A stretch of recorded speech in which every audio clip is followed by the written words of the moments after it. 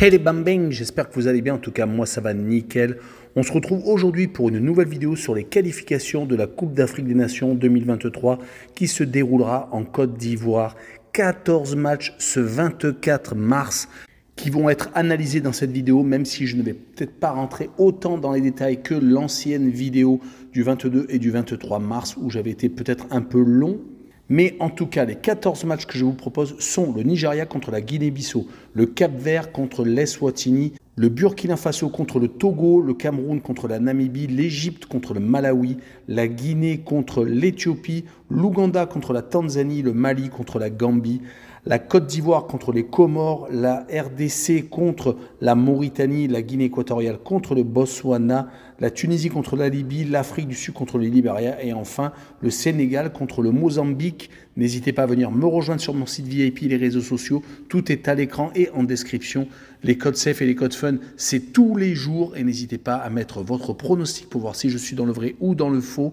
Les critiques positives ou négatives, ça me fait avancer. N'hésitez pas à mettre votre pouce pour faire remonter ma vidéo le plus haut possible. Ça peut me faire encore plus avancer et surtout, abonnez-vous. On a dépassé les 13 400, c'est monumental.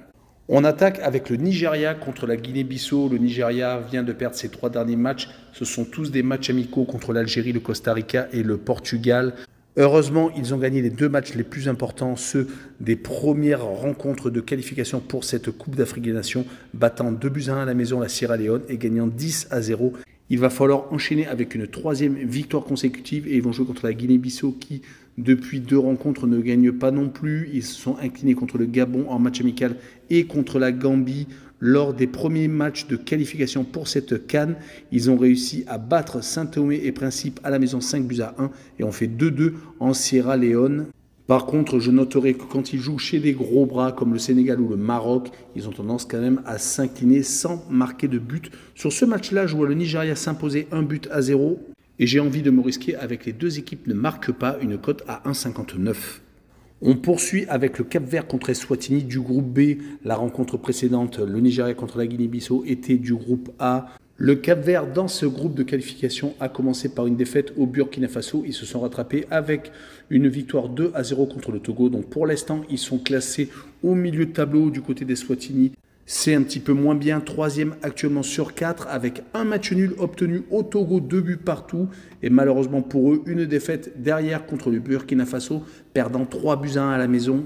Sur cette rencontre, je vois bien le Cap-Vert s'imposer, mais pas sur une grosse marge avec une victoire 2-1 et je verrai le Cap-Vert marquer le plus de 1,5 but sur le match, une cote à 1,59. On enchaîne avec la 2e rencontre de Burkina Faso contre le Togo. Le Burkina est favori de ce groupe. Ils sont actuellement premiers et ont gagné leurs 2 premières rencontres. 2-0 d'entrée de jeu contre le Cap-Vert et 3-1 donc à Eswatini. On rappellera que le Burkina Faso fait partie dorénavant des équipes à prendre au sérieux car ils ont fini 4e de la dernière Coupe d'Afrique des Nations au Cameroun, perdant au pénalty après avoir fait 3 buts partout. Un match qu'ils menaient même 3-0. Leur adversaire du soir est le Togo, ça va beaucoup mieux pour les Togolais qui ont eu un gros passage à vide, perdant énormément de matchs. Mais depuis les dernières qualifications pour la Coupe du Monde au Qatar, ils ont réussi à accrocher des résultats assez intéressants, comme la victoire contre le Congo à domicile ou le match nul contre le Sénégal, actuel champion d'Afrique. Et il reste surtout sur 7 matchs sans défaite, 3 victoires et 4 matchs nuls, toutes compétitions confondues. C'est vraiment à noter. Et je verrai quand même une victoire du Burkina Faso à la maison 2-1 et je verrai le plus de 2 buts sur le match, une cote à 1,70. On enchaîne avec le groupe C et le Cameroun contre la Namibie. Le premier contre le 3e, le Cameroun est pour l'instant avec une seule victoire en tête avec 3 petits points. Mais comme les autres équipes n'ont pas fait mieux qu'un match nul, voire une défaite, c'est pour cette raison qu'ils sont actuellement premiers. Le Kenya n'a pas encore disputé de match. Le Namibie n'a pas non plus perdu. Ils ont fait match nul, 1 but partout lors de leur première rencontre. C'était contre le Burundi. On revient rapidement sur les derniers résultats du Cameroun qui a fini 3e de sa CAN, gagnant au pénalty contre le Burkina Faso. Je vous en ai parlé un petit peu plus tôt, également lors de cette Coupe du Monde où ils ont réussi à battre le Brésil, à faire 3 buts partout contre la Serbie. Et leur défaite contre la Suisse lors de la première rencontre les a malheureusement éliminés au goal average. Un seul but manqué. Il faut vraiment que les Camerounais positifs car c'est vraiment des résultats encourageants. Du côté de la Namibie, lors des qualifications de la dernière Coupe du Monde, ils avaient commencé par 2 matchs sans défaite, faisant match nul contre le Congo et gagnant au Togo. Mais après, malheureusement, ça s'était dégradé avec 3 défaites, dont 2 contre le Sénégal, champion d'Afrique, et un match nul contre le Congo. Mon pronostic sera une victoire du Cameroun 3-1 et je verrai le plus de 2 buts sur le match, une cote à 1,53. On poursuit avec le groupe D et l'Égypte qui reçoit le Malawi. Rappelons que l'Égypte a eu 2 grosses déceptions, une défaite en finale de la dernière Coupe d'Afrique des Nations au pénalty contre le Sénégal et une élimination pour la dernière Coupe du Monde contre la même équipe. Également, les Sénégalais ont été leurs bourreaux. Mais l'Égypte est tout de même une très grosse nation du football qui a gagné énormément de fois la Coupe d'Afrique des Nations.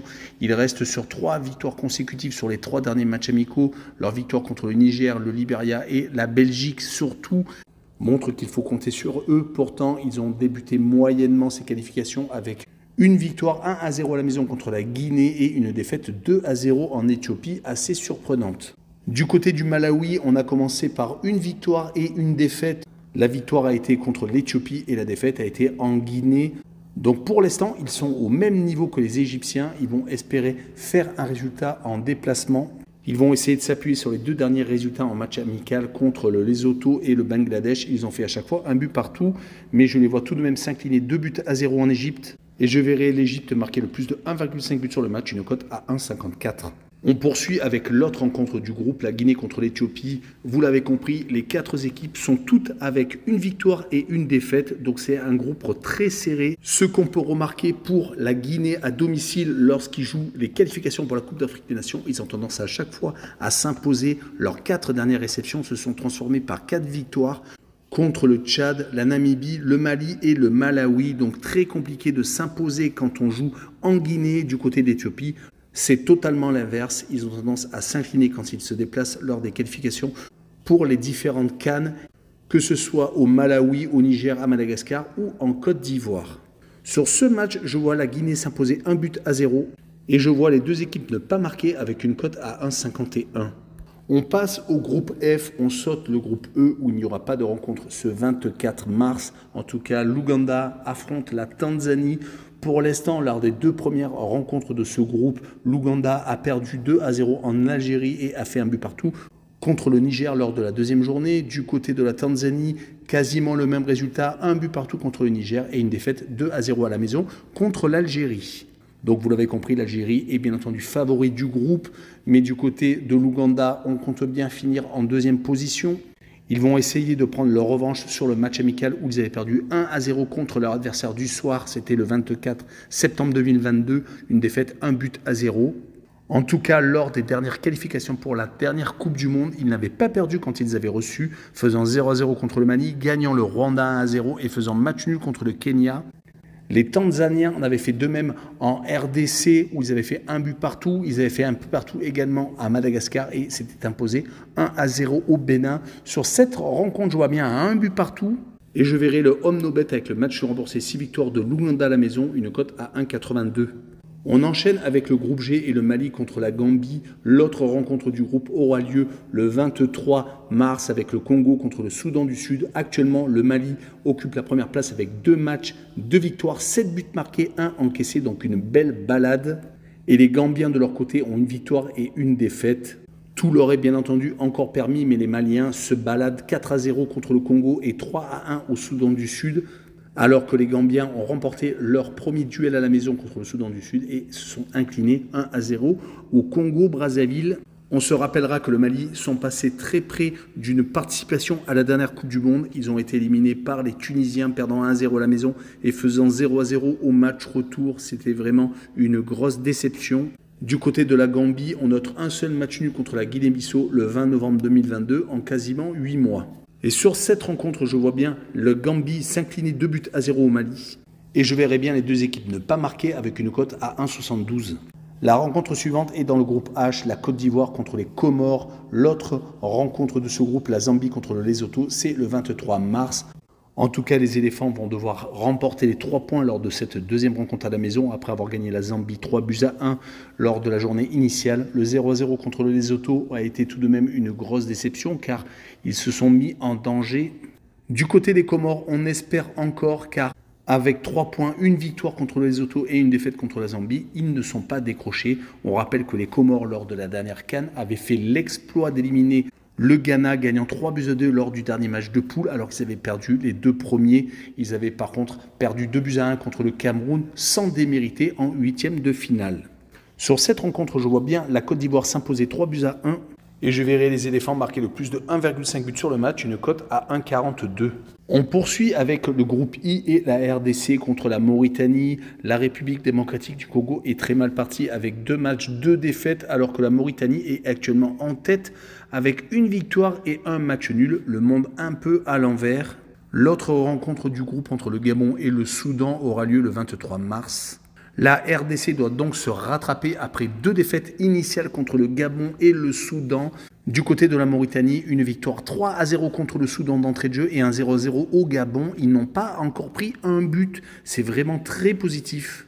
Et on commence presque à s'y habituer. Lors des dernières qualifications de la Coupe d'Afrique des Nations en 2021, ils avaient également accroché le Maroc et avaient gagné à Centrafrique. Donc, dans des qualifications pour la CAN, ils sont sur 4 matchs sans défaite et 4 matchs sans avoir encaissé de but. C'est encore plus impressionnant. On notera enfin que la Mauritanie avait réussi à accrocher le Mali 2 fois en match amical. C'était en août 2022. Mon pronostic sera un 0-0 entre les deux formations avec le moins de 2,5 buts sur le match, une cote à 1,67. On passe au groupe J avec la Guinée équatoriale qui joue contre le Botswana.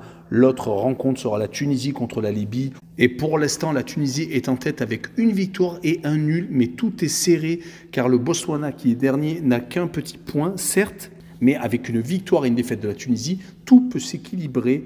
Et la Guinée équatoriale et la Libye sont pour l'instant avec une victoire et une défaite et 3 points, donc 1 point derrière la Tunisie. On attaque avec la première rencontre et la Guinée équatoriale s'est réveillée avec une victoire 2-0 contre la Libye. Il faisait suite à une grosse défaite contre la Tunisie 4-0. Mais on sait que la Guinée à la maison, c'est du solide, même si sur les 2 derniers matchs amicaux contre le Rwanda et le Togo, ça a fait 2 matchs nuls. Mais ils avaient été vraiment impressionnants lors des dernières qualifications pour le Qatar avec 3 victoires lors des 3 réceptions. La Mauritanie, la Zambie et la Tunisie avaient été battus à chaque fois sans marquer de but. Du côté du Botswana, on n'a pas réussi à marquer un seul but lors des 2 premières rencontres. 1-0 défaite en Libye et 0-0 à la maison contre la Tunisie, qui est tout de même un bon point. Mais quand on voit que leurs 2 matchs amicaux fin 2022 contre l'Afrique du Sud et l'Angola se sont terminés par à chaque fois des défaites 1-0, on constate donc qu'ils sont assez inoffensifs et je les vois perdre 1-0 en Guinée équatoriale. Et je verrai encore le moins de 2,5 buts sur le match, une cote à 1,56. On passe à la seconde rencontre, la Tunisie contre la Libye. La Tunisie a fait une très belle Coupe du Monde. Certes, ils n'ont pas réussi à sortir des poules, mais ont tout de même réussi à battre l'équipe de France. On fait 0-0 contre le Danemark, les 2 gros bras de cette poule.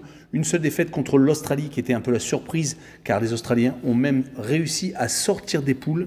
Mais les Tunisiens n'ont pas à rougir. Ils ont d'ailleurs assez bien débuté ces qualifications pour la CAN, gagnant 4-0 contre la Guinée équatoriale et faisant 0-0 au Botswana. Peut-être une petite déception, mais 0 but marqué en tout cas. Les Libyens de leur côté ont fait le job lors de la première journée contre le Botswana, gagnant 1-0, mais par contre leur défaite contre la Guinée équatoriale les met en difficulté, même s'ils sont au milieu de tableau de ce groupe de 4 équipes. Sur les derniers matchs amicaux, ils ne sont pas ridicules non plus, gagnant contre la Tanzanie à la maison et faisant 0-0 contre l'Ouganda. Mais la marche sera sans doute trop haute en Tunisie et je les vois s'incliner 3-0. Et je vois le plus de 2,5 buts sur le match, une cote assez intéressante à 2. Et on enchaîne avec le groupe K, avec l'Afrique du Sud et le Maroc dans cette poule très compliquée pour le Libéria et le Zimbabwe de se faire une place. Surtout que l'Afrique du Sud a déjà perdu contre le Maroc et les Marocains sont déjà en tête avec 2 matchs de victoire. Le Libéria a également perdu contre les Marocains. Le Zimbabwe n'a pas encore joué. Donc l'Afrique du Sud doit absolument s'imposer contre le Libéria ce 24 mars. En tout cas, grâce à des matchs amicaux assez réussis fin 2022 où ils ont gagné à 3 reprises contre la Sierra Leone, le Botswana et le Mozambique et ils ont fait match une seule fois, c'était contre l'Angola. En tout cas, ils comptent prendre les 3 points contre une équipe qui a fait 2 matchs amicaux également fin 2022, un 0-0 contre le Niger et une défaite 3-0 assez nette contre l'Égypte. On se rappelle que lors des dernières qualifications pour la Coupe du Monde, L'Afrique du Sud avait été sortie par le Ghana alors que le Libéria n'avait eu que 2 victoires contre la République centrafrique et 4 défaites contre le Cap-Vert et contre le Nigeria en particulier. Sur cette rencontre, je vois l'Afrique du Sud s'imposer 1-0 et je verrai les deux équipes ne pas marquer avec une cote à 1,56. Et on finira par le Sénégal contre le Mozambique et le groupe L. Le Sénégal est actuellement en tête avec 2 matchs, 2 victoires, 4 buts marqués, 1 encaissé. Mais le Mozambique n'est pas ridicule car ils sont juste derrière et n'ont pas encore perdu une victoire et un match nul. L'autre rencontre a accouché d'un 1 but partout, c'était le 22 mars entre le Bénin et le Rwanda. On revient au Sénégal contre le Mozambique. Les Sénégalais trustent actuellement tous les titres. Ils viennent de gagner le dernier championnat d'Afrique des Nations au Cameroun également. Ils viennent de gagner en Algérie une Coupe d'Afrique des Nations regroupant tous les joueurs jouant en Algérie de différentes nations. Et les Algériens ont perdu au pénalty contre les Sénégalais. Ils avaient également fait une Coupe du Monde assez intéressante, perdant contre les Anglais 3-0 après être sortis des poules avec 2 victoires et une seule défaite. Et pour l'instant, lors de ces qualifications, ils sont avec 2 matchs de victoire, une victoire 3-1 contre le Bénin et une victoire 1-0 au Rwanda. Les Mozambiquais, de leur côté, ont réalisé des qualifications assez intéressantes, au moins lors des 2 premiers matchs, gagnant au Bénin et faisant match nul à la maison contre le Rwanda. Mais sur cette rencontre, je les vois perdre 3-1 au Sénégal. Et je verrai le plus de 2 buts sur le match, une cote à 1,42. Voilà, on en a fini avec cette vidéo assez longue, mais plutôt courte dans mes explications. En tout cas, n'hésitez pas à venir me rejoindre. Ciao les bambins!